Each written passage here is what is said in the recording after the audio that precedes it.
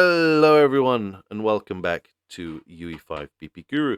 Today, we're talking about Electronic Arts, and I mean, you might not have heard about this, but it's their massive, mega 55 billion deal that they are in the talks with completing with Silver Lake Partners, the Saudi Arabian um, company, which they're going to buy out. I think it's something like we'll get to it, but it's like something like 210 shares, $210 per share, and yeah, and they'll basically just take over EA. Now, you got to remember, EA has been in a very, very rough place for sort of the last 10 years now, spiraling into the ground.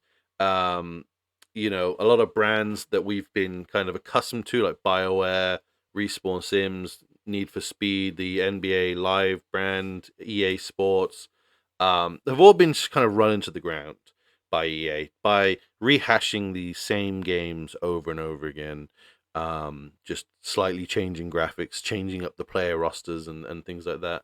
And the only thing really that was keeping them going was FIFA. But then FIFA obviously pulled out of the deal, the contract, when it ran out, and then they had to kind of rebrand as FC. And I just guess that it didn't take off. I think there was a lot of problems with the fact that obviously people had all these previous cards and points and stuff on their old accounts when it was FIFA, and obviously then changing over to FC, everyone kind of had to start fresh. I think that happens to some extent anyway, but obviously a lot of money goes into those games, and as a result, I think the rebranding and stuff just put a lot of people off. So as a result, even they had issues with that just not popping off, basically. They obviously do have Battlefield, which sort of still remains popular at the moment. I think there's a lot of people still playing that game. But obviously they've had that license for a very, very long time. And they had to obviously panic and try and use it. So they didn't lose it in the last 3 years. And basically they just cancelled a bunch of promised games, which looked amazing. And then, yeah, just kind of disappeared, sadly. Um, so yeah, I mean, basically, getting 55 billion is wonderful and will probably save them in the short term. But you got to remember, they're very much in debt as a company at the moment. I think there's something like 80 billion in debt that they need to make back, and EA already wasn't hitting their profit margins, and they've identified some streaming operations and using AI to make up for the lost money, which I think at the moment AI is in a very kind of rocky position, but that's a conversation for another day.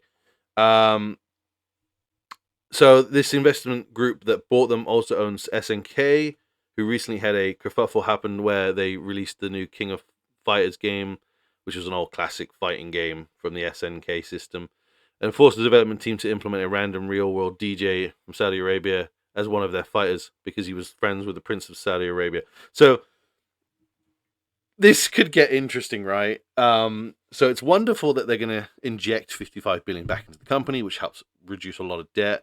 But then you could also end up with these situations where we have like Star Wars with a Saudi Arabian character, which could be really fun. Who knows, right? Jedi Survivors 3 could just be absolutely popping off when you play a Saudi Arabian. I don't know, right? It could be an amazing game. I'm not going to put it down. So for those that don't know, it's John Ritticello. I can never say his name, Ritticello. I can never say the last name. This is him. To me, he looks like a fat, older Peter Serafinowicz, which I also struggle saying his last name. But there you go, picture of Peter Serafinowicz if you want to know who I'm on about. Yeah, he looks like an older, fatter version of him. He's obviously the one that's kind of been making all those tougher decisions, and as a result, I believe he's kind of stopped the progression of new IPs and more interesting video games, and as a result, they've kind of streamlined it into doing this rinse and repeat process, which is obviously what has been their downfall. You probably notice a similar pattern in cinema at the moment, where instead of coming up with anything new and interesting and taking risks, we have this rinse and repeat procedure. I mean, Marvel's going through it. They have that rinse and repeat at the minute, which started off brilliantly, but again, eventually gets stale. You notice it with things like Star Wars, the original 6 films, brilliant. And now we're kind of getting this iffy rinse and repeat structure now, where we're not getting really anything that new. It's just stories within characters we already have well established backstories for, and it's safe. It's very safe. So yeah, it's very similar kind of setup to that cinema's going through at the moment, where you're seeing like also a lot of rehash films. EA was kind of is still doing it, but is very much one of those companies that did that in the video game industry. So yeah, that's John Ritter, whatever the hell his last name is. That's that guy. He's basically the one that kind of was running the front.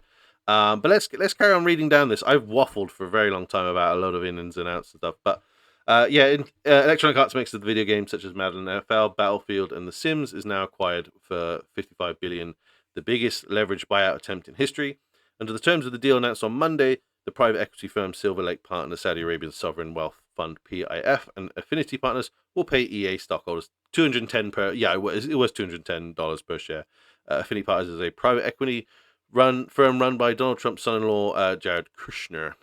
EA would be taken private, basically, which is it. Like I said, it's very interesting, right? Anything could kind of happen, and like that's what I'm saying. These IPs could just be used in kooky ways, and who knows? We might get the Saudi Jedi before you know it. The total value of this deal eclipses the 32 billion price paid to take Texas utility TXU private in 2007. If the transaction closes as anticipated, it will end EA's 36-year history as a publicly traded company that began with its shares ending its first day of trading as a split-adjusted 52 cents. The IPO came 7 years after EA was founded by former Apple employee William Tripp Hawkins, who began playing analog versions of baseball and football made by Strat-O-Matic as a teenager during the 1960s. So yeah, I mean, I'm not going to go through this. This is obviously a very more in-depth breakdown of kind of EA's history and stuff, but basically they're doing this because they're desperate.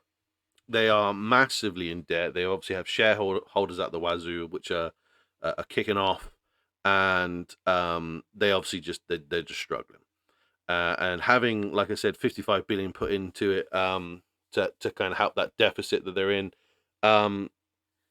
Yeah, who knows, right? I mean, it might turn out well for them, but you bringing it back into being privately owned just means that they're gonna obviously do whatever the hell they want with all these IPs, these games.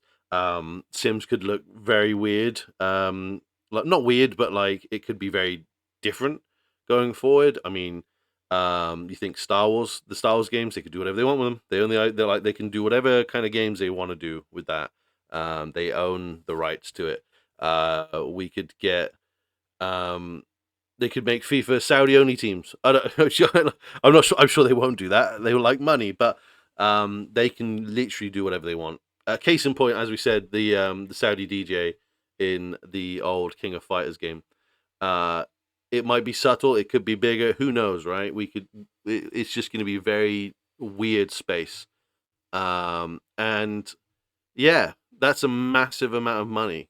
Crazy amount of money. I just wanted to talk about this because I found out about it today, and obviously there's a lot of buzz online. I had a couple of messages from people about things that they're hearing as well. A lot of people just talking about their thoughts about it as well. I'll read one out.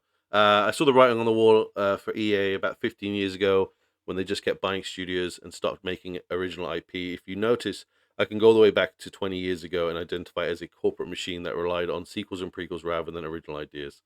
So they created a cycle of being beholden to shareholders, but shareholders are nervous by nature and don't want to risk when they can get a steady stream from sequels and microtransactions, which pushes less and less imaginative games, which is exactly what I was just saying.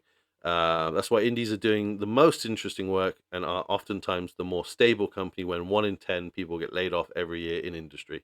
My main fear with this deal is that private equity was a horrible reputation for ruining any profit a company has, selling off IPs, laying off people and ditching it all and going bankrupt. Plus, it's backed by Jared Kushner and Saudi Arabia, so who knows how it will all work out. And my gut feeling says bad for employees, players, and the industry. Yeah, And in all honesty, I didn't even realize the Jared Kushner thing, which is wild. So, yeah, let me know what you think in the comments, and if you're new here, hit that subscribe button. And if you have any other game news that you hear about that I haven't covered, give me a shout. I'm happy to have a look into it. And I found this one really interesting. Yeah, I'm kind of interested to see where this goes and what happens in the future for EA. It might not be around for much longer. Who knows? Thanks so much, guys, for watching. I'll catch you next time. Much love. Take care. Bye.